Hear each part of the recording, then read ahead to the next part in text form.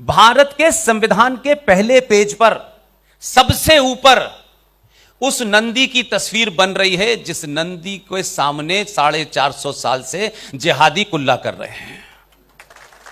उसी के page number 5 पे माता सीता, लक्ष्मण और राम की तस्वीर बन रही है, कृष्ण की तस्वीर बन रही है, उसमें सुभाष चंद्र बोस की तस्वीर है, उसमें छत्रपति शिवाजी की तस्वीर है। अगर यह संविधान की वो कॉपी उस वक्त किन लोगों की राजनीति के चलते उस कॉपी में थे और उसके बाद से सारे चित्रों को हटा दिया गया, अब बिना चित्रों की वो कॉपी जाती है, तो हमारी मांग यह है कि चित्रों में तो कोई बदलाव नहीं हो सकता। संविधान में आप अमेंडमेंट करते ही करते रहिए, लेकिन उसके प्रोफाइल में आपने बदलाव क्यों किया है? तो हमने उनसे मांग यह की है कि जितने भी अमेंडमेंट हो उसके साथ में जब भी कॉपी छपे तो वो तस्वीरें वहीं की वहीं 22 चित्र रहने चाहिए। और अगर आज का बच्चा उन चित्रों को देखता तो भगवान राम के बारे में सवाल नहीं पूछता। लॉ पढ़ने वाले बड़े बड़े लोग जो काला कोट पहन करके बहन बेटी भाई भतीजे को खुद ही अपॉइंट करते हैं, तो उनको भी पता होता कि संविधान में चित्रों के माध्यम से दर्शाया गया है। इसलिए राम के ऊपर सवाल नहीं उठाते कि राम काल्पनिक हैं। सिर्फ इतना ही करना था।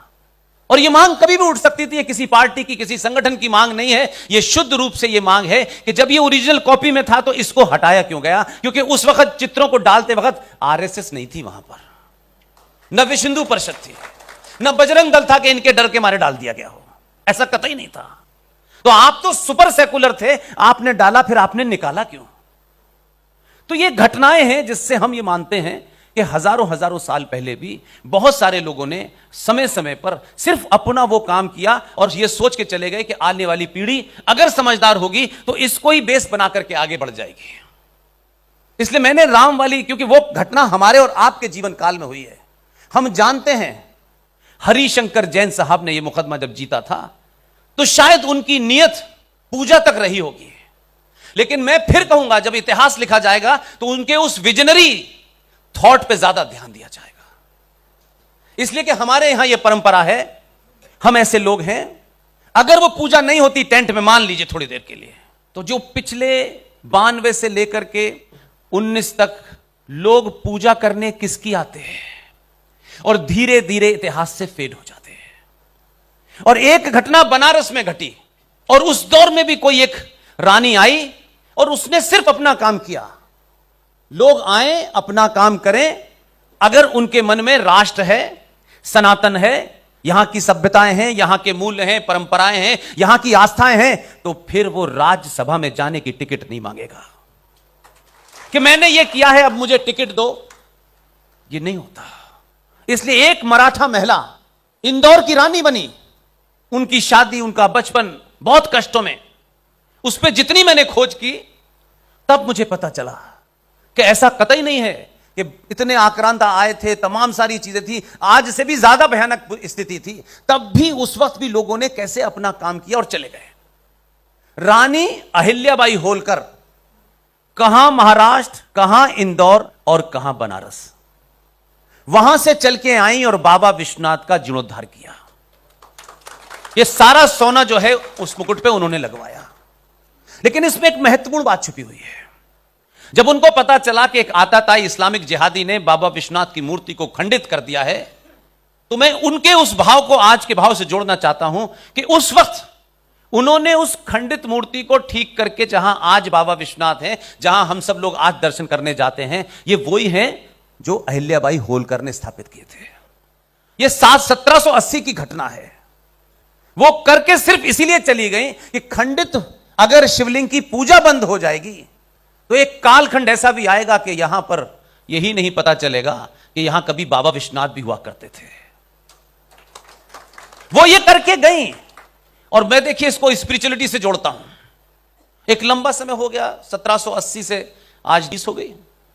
किसी को पता था क्या बड़े बड़े धुरंधर बनारस से चुनाव जीते?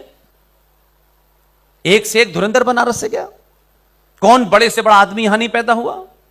जितना बौद्धिक यहां से गया कहीं और से नहीं गया।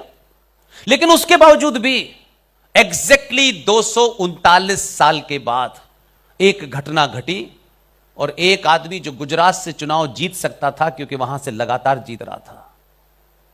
यहां से मैं उस आध्यात्मिक शक्ति की बात करता हूं, उसको कैसे मन में आया कि वो बनारस से जाके चुनाव लड़े। कैसे आया? न वो बनारसी जानता है, हिंदी भाषी है, गुजराती ज्यादा जानता है, और बहुत कोई कनेक्ट नहीं है पूरे देश में। लोग उसको शायद सिर्फ 2002 के बाद से जानने लगे। वो क्यों यहां आया, फिर यहां से चुनाव लड़ा, फिर दोबारा चुनाव लड़ा, और जहां अहिल्याबाई होलकर छोड़ के गई थी 239 साल के बाद, जिस मंदिर में उस दौर में भी मैं आता था, जहां 10 से 15 20 लोग ढंग से खड़े नहीं हो पाते थे, आज वहां 10,000 लोग खड़े होते हैं। और इससे आगे चलिए, यह इत्तेफाक की बात है कि मेरी पैदाइश आप सब जानते हैं कहां हुई है। 5 वक्त की सुनते और पढ़ते पढ़ते थक गया मैं। इतना सुना कि मैं खुद ही 5 वक्त पढ़ने लगा। मैं वहां से निकल के आया हूं, तब आपसे ये बात कह रहा हूं। आज के दौर में हजारों घटनाएं ऐसी हैं कि जब आप उनका मूल्यांकन करेंगे, अध्ययन करेंगे, तब आपको लगेगा कि इस दौर में जो भी है, जहां भी है, बड़ा है, छोटा है, वो क्या काम करता है, ये महत्व नहीं है। इस दौर ने हमारी पीढ़ी को वो अपॉर्चुनिटी दी है, वो मौका दिया है कि हम न सरदार पटेल को देख पाए, न सुभाष को देख पाए, न सावरकर को देख पाए, लेकिन उनके प्रति हम क्या भूमिका निभा सकते हैं, यह निभाने का मौका सिर्फ हमारी पीढ़ी को ही मिला है। इसलिए इसमें चुनाव जीता, बाबा विश्वनाथ के उस पूरे मंदिर का जीर्णोद्धार किया।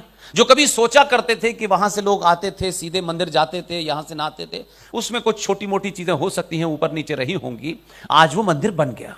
और जब वो मंदिर करीब करीब अपने पूरे क्लाइमेक्स पे आ गया, इसे आप यहां से लीजिए कि फिर एक उसी जैन समाज का बेटा, 35 साल का वो लड़का, इस बनारस की 4 साधारण से परिवार की महिलाएं, एक बहुत साधारण से परिवार की महिलाएं हैं वो, उन्होंने श्रृंगार गौरी की पूजा का अधिकार मांगा और कहा कि विष्णु शंकर जैन साहब, आप हमारा मुकदमा लड़िए।